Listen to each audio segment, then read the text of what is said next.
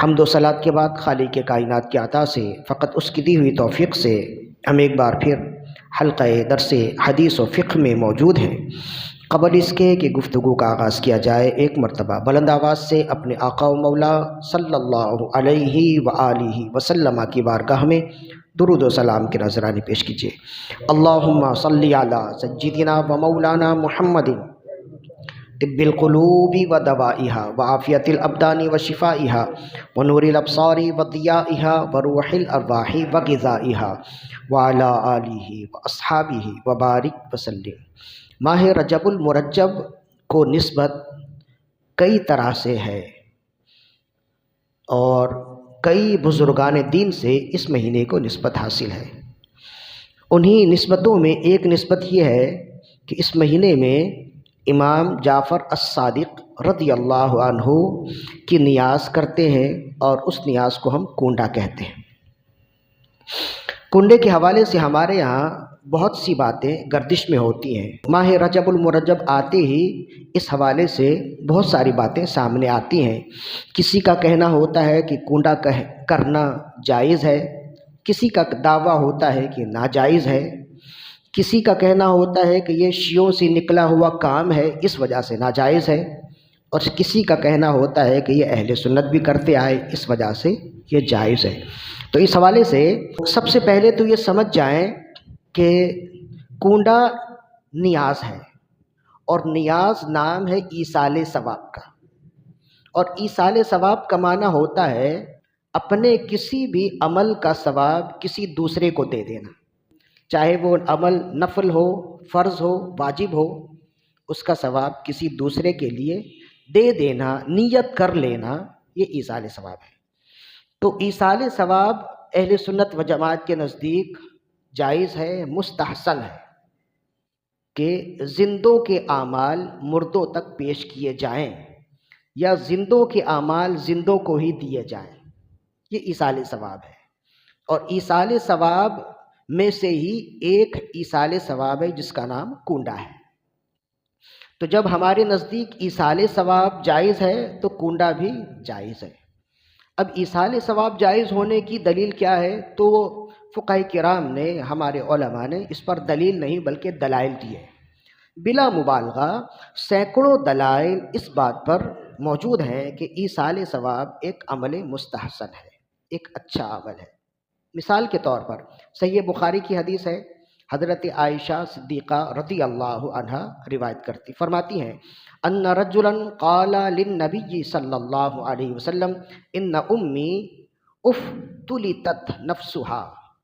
ایک شخص حاضر خدمت ہوا اور اس نے عرض کیا، رسول اللہ صلی اللہ علیہ وآلہ وسلم، میری امی کا یعنی میری والدہ کا اچانک انتقال ہو گیا، وَأَظُنُّهَا لَوْ تَكَلَّمَتْ تَصَدَّقَتْ، اور مجھے یقین ہے کہ اگر وہ کچھ بولتی یعنی انہیں کچھ بولنے کا موقع ملتا تو وہ ہمیں صدقہ اور خیرات کرنے کی تاکید کرتی، لیکن انہیں مہلت نہ ملی اور اچانک ان کا انتقال ہو گیا۔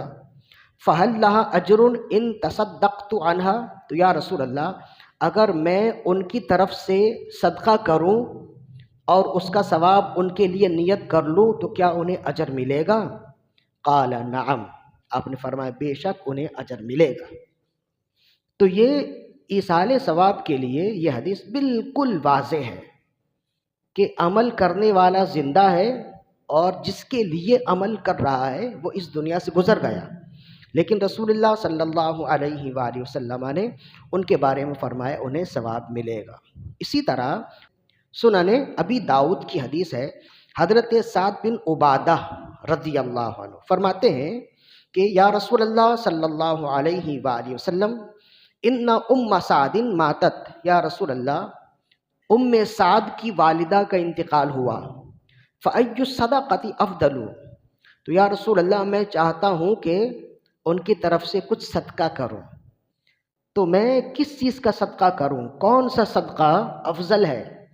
قال الماء، رسول اللہ صلی اللہ علیہ وآلہ وسلم ارشاد فرمایا پانی کا صدقہ افضل ہے۔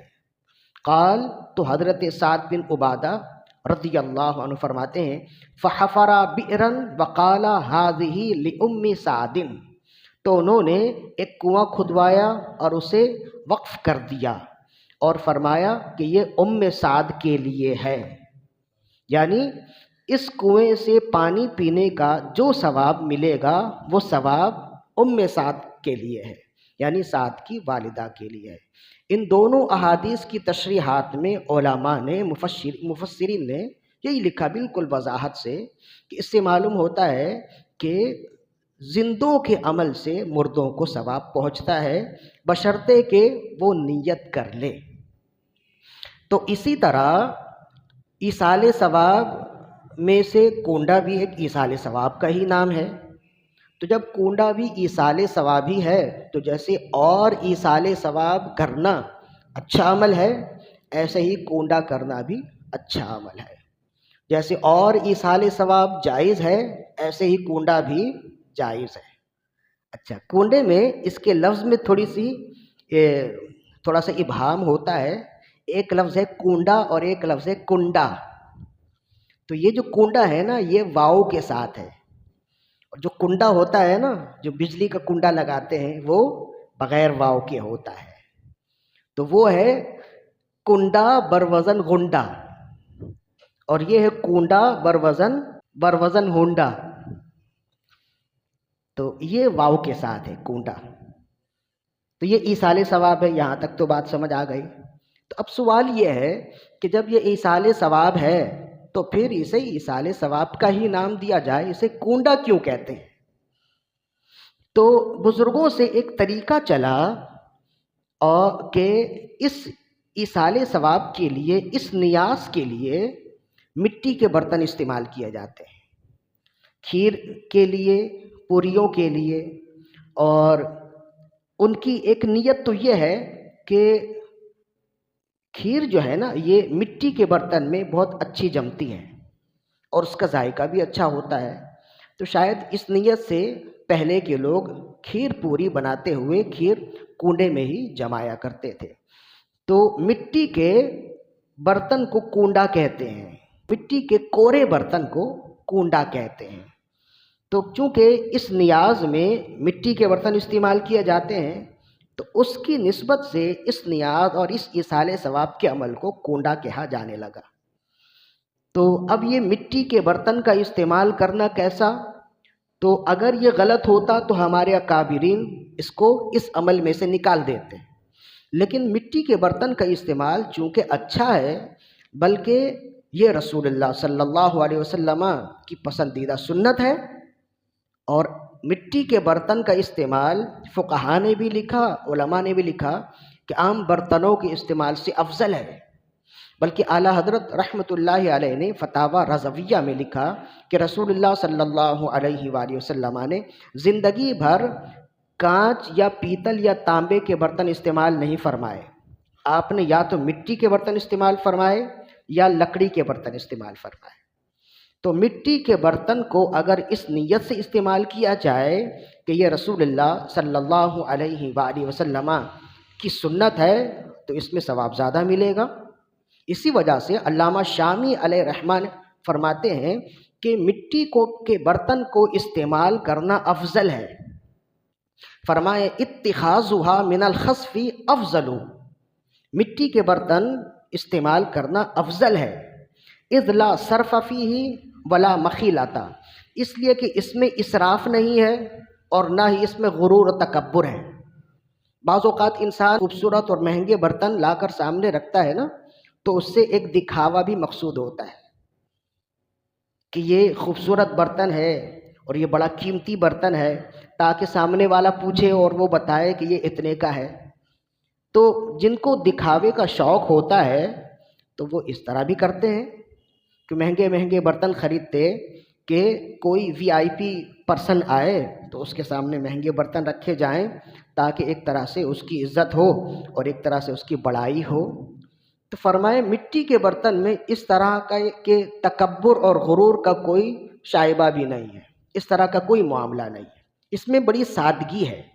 اور دوسرا یہ ہے کہ اس میں اسراف نہیں ہے کہ آپ کتنے بھی مہنگے برتن میں کھا لیں، کھانا تو وہی ہے، اور پی لیں، پینا بھی وہی ہے، لیکن اگر وہ ٹوٹ جائے تو وہ بہت قیمتی برتن ہے، تو اس میں افسوس زیادہ ہے۔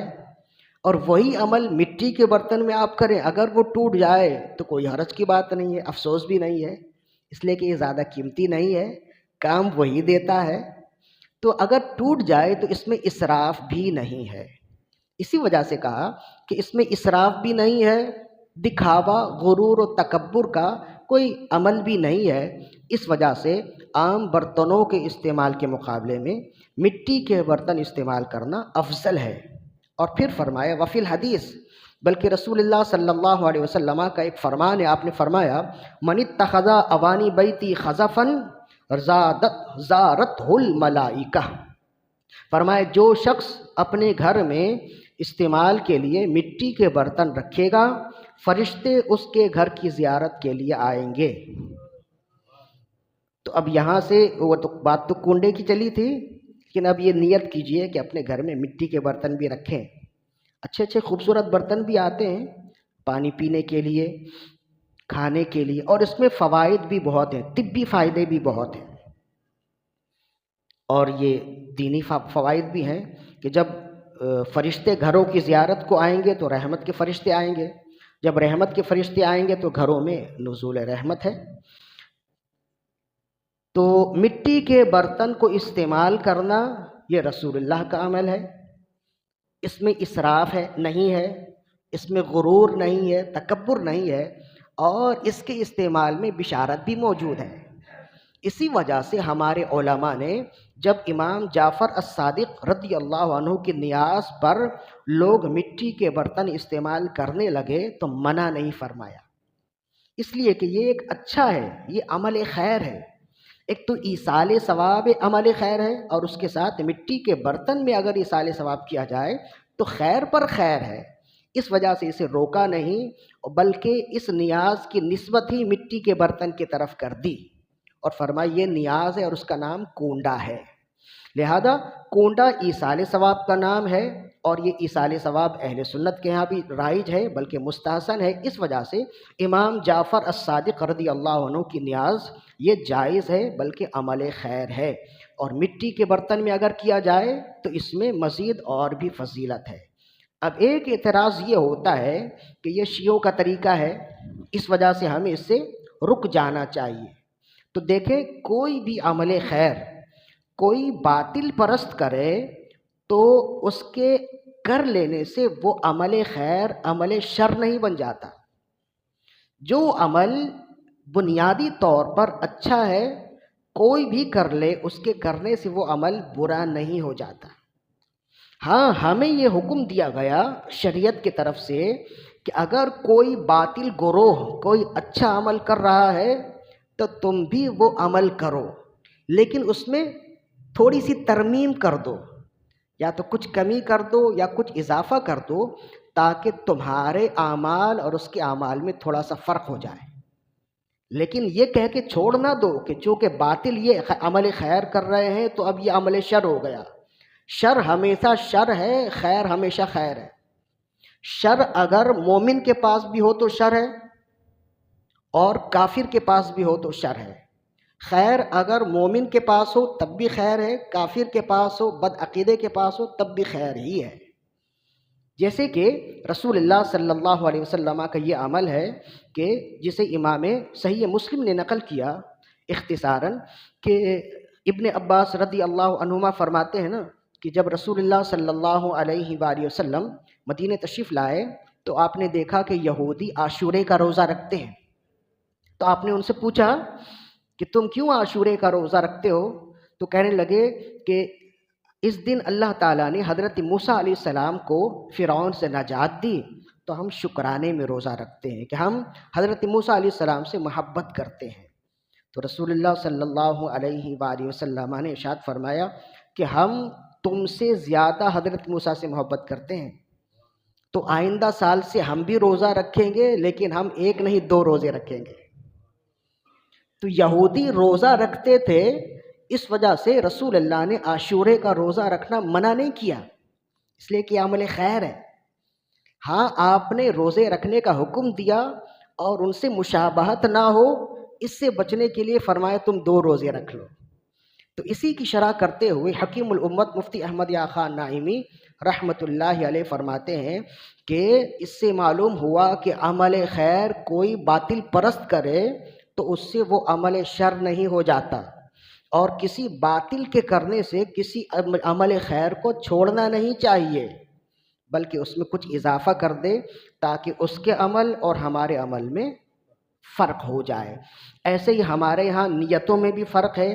اللہ جانے شیعہ یا اہل تشیع کس نیت سے کرتے ہیں، کس عمل سے کرتے ہیں، وہ ہمیں معلوم نہیں ہے، لیکن ہم جب امام جعفر الصادق رضی اللہ عنہ کی نیاز کرتے تو ہمارے علماء نے فرمایا کہ ان کی نیاز کے ساتھ صحابہ کرام کے ایصال ثواب کی بھی نیت کر لو، حضرت امام امیر معاویہ رضی اللہ عنہ کے ایصال ثواب کی بھی نیت کر لو، تاکہ تمہاری نیت ان سے الگ ہو جائے۔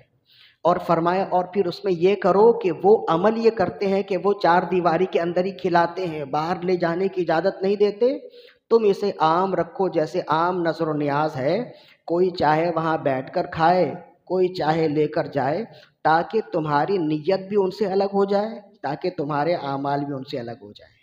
اللہ تعالیٰ سے دعا ہے کہ ہماری آج کی حاضری اپنی بارگاہ میں قبول و مقبول فرمائے۔ وما علینا الا البلاغ۔